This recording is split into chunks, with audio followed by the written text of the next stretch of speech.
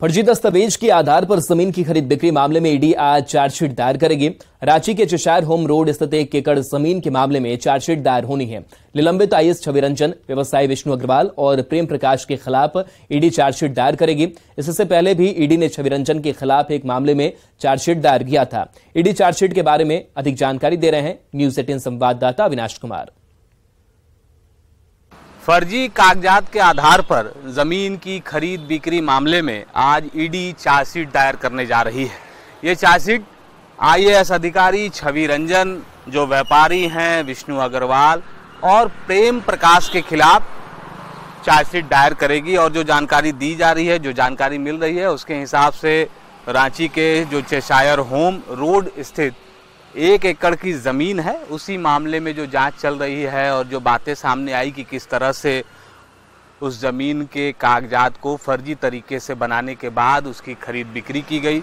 और अगर न सिर्फ हम उसी ज़मीन की बात करें बल्कि इस रांची के अंदर में और भी कई ऐसे ज़मीन को लेकर मामले सामने आए। और इससे पहले आपको याद होगा कि एक और चार्जशीट छवि रंजन के खिलाफ, जो आईएएस अधिकारी हैं, जो इस वक्त जेल में हैं, उनके खिलाफ पहले भी ईडी ने दायर किया था। और लगातार अगर आप देख लें कि किस तरह से यहाँ जो ज़मीन की खरीद बिक्री को लेकर जो मामले सामने आ रहे हैं और जिस तरह से लगातार ईडी की दबिश बढ़ रही है, जिस तरह से लगातार न सिर्फ अधिकारी बल्कि अंचल के कर्मचारी तक भी इस पूरे मामले में कहीं ना कहीं उनकी संलिप्तता दिख रही है और वो फंसते हुए नजर आ रहे हैं। तो अब ये साफ है कि ज़मीन से संबंधित ऐसे मामले जो फर्जी कागजात के आधार पर यहाँ जो खेल हुआ था, उसका खुलासा करने के साथ साथ अब ईडी जो है वो चार्जशीट की तरफ बढ़ रही है। और बहुत सारे लोगों के नाम भी समय के साथ जुड़ते जा रहे हैं। बहुत सारे ऐसे नाम भी अभी और आने बाकी हैं जिस पर ईडी काम कर रही है। ईडी के अधिकारी लगातार जांच पड़ताल कर रहे हैं। ये देखना होगा कि और कितने और नाम जो हैं वो समय के साथ इस पूरे मामले में, इस पूरे खेल में जुड़ जाते हैं। न्यूज 18 के लिए अविनाश कुमार, रांची। और देखिए, इस बीच मुंबई से बड़ी खबर सामने आ रही है। सूत्रों के हवाले से बड़ी खबर है, आईएनडीआईए के लोगों का अनावरण नहीं होगा। ये बड़ी जानकारी निकलकर सामने आ रही है। प्रतीक चिन्ह के अनावरण की संभावना नहीं दिखाई दे रही है। नए सुझाव आए जिसके बाद से ये बदलाव होगा, इसलिए आज अनावरण की संभावना नहीं दिख रही है। गठबंधन के लोगों का अनावरण नहीं होगा क्योंकि ये बात तो सामने आ रही थी कि इस बैठक के बाद से जो लोगों का स्वरूप है वो सामने आ जाएगा। लेकिन अब जानकारी ये मिल रही है कि आईएनडीआईए के लोगों का अनावरण नहीं होगा। कुछ सुझाव, सजेशन आए हैं और नए सुझाव आने की वजह से बदलाव होगा। उसके बाद से ही इसका अनावरण किया जाएगा।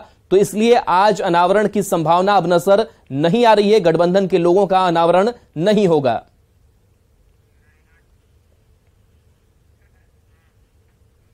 विपक्षी गठबंधन की तीसरी बैठक मुंबई में हो रही है। आज बैठक का दूसरा दिन है। पहले दिन की बैठक में सीट शेयरिंग पर चर्चा हुई। आईएनडीआईए गठबंधन की बैठक में 28 पार्टियों के 62 नेता शामिल हुए हैं। बैठक में सोनिया गांधी, राहुल गांधी, बिहार के सीएम नीतीश कुमार, आरजेडी अध्यक्ष लालू प्रसाद और तेजस्वी यादव सहित 28 पार्टियों के 60 से ज्यादा नेता शामिल हुए हैं। ग्रुप फोटो सेशन के साथ दूसरे दिन की बैठक की शुरुआत। और देखिए, इस बीच बड़ी खबर, झारखंड हाईकोर्ट कांग्रेस विधायक प्रदीप यादव के डिस्चार्ज पिटीशन पर आज बड़ा फैसला सुना सकता है। यह मामला दुमका के एमपी एमएलए कोर्ट में चल रहे यौन शोषण से जुड़ा हुआ है, जिससे झारखंड हाईकोर्ट में प्रदीप यादव की ओर से चुनौती दी गई है। प्रदीप यादव पर एक महिला ने यौन शोषण का आरोप लगाया है। पूरा मामला 2019 के लोकसभा चुनाव के समय का है। उस समय प्रदीप यादव जेबीएम के विधायक थे, जबकि पीड़ित महिला उस समय जेबीएम की केंद्रीय कमेटी की सदस्य थी।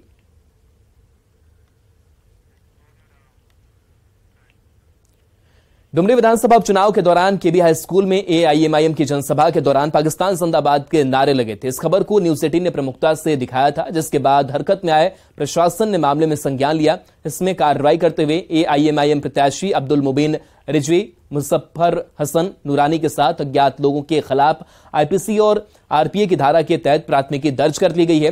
गिरिडीह एसपी ने कहा है कि ऐसे काम बर्दाश्त नहीं किए जाएंगे, साथ ही दोषियों पर कानूनी कार्रवाई होगी।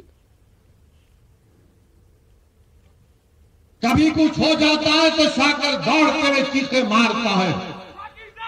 अरे जिंदाबाद, अभी ठहरो, सुनो, तुम शाकिर साहब लेके आए क्या? तुमको सुनो हमारी बात।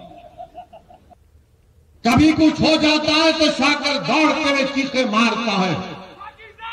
अरे जिंदा अभी ठहरो, सुनो, तुम शाकिर साहब लेके आए क्या? तुमको सुनो हमारी।